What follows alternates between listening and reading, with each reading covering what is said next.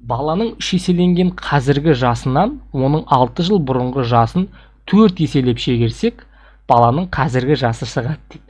Бала қазір неше жаста? Бүйтейік, баланың 3 еселенген қазіргі жасы, яғни 3х. Қазіргі жасын x десек, 3 еселенгені 3х. Жасынан оның 6 жыл бұрынғы жасын 4 еселеп шегерсек, 6 жыл бұрынғы жасы. Мынау 6 жыл бұрынғы жасы x минус 6. Оны 4 еселеп шегердік. Байқадық па, теңдеу қалай шықты? Баланың қазіргі жасы шығады дейді, тең x. Міне, теңдеу осылай құрады. Мынау қазір идеально құрастырылған теңдеу. Ал енді жақшаны ашып шығамыз. 3х азайту 4х қосу 24 тең x. Жайсанда бір шетке, x-тарды бір шетке өткізейік. Сонда мынау мына жаққа өтеді.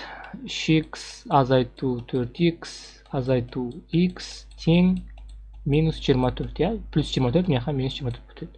3-тен 5 тізетсек, минус 2х тең минус 24. X-ымыз 12 болады. Минус 24-ті минус 2-ке бөлсек, 12 шығады. Мұнда баланың қазіргі жасы 12 болды. Әйтпесе, мыналарды орнына қойып, тура осы шартындағысына тексеріп көрсек те болады. Бұлай теңдеумен миымда қатырғым келмейді десеңдер, бүйтейік. 15-ті орнына қоямыз.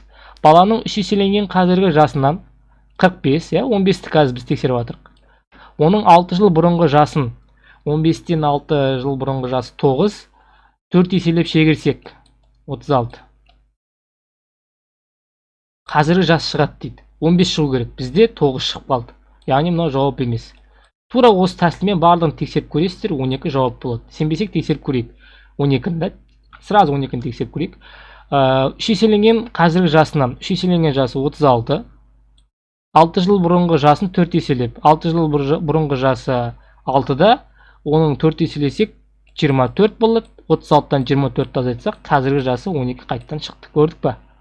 Есеп түсінікті болса, екі жолда түсінікті болса, лайк басыңыз, арнаға тіркеліңіз.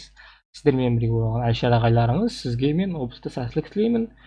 Математика сауалдан 20-ға 20 жинаңыз. Менің Instagram, ВК парақшаларыма тіркелуді ұмытпаңыз.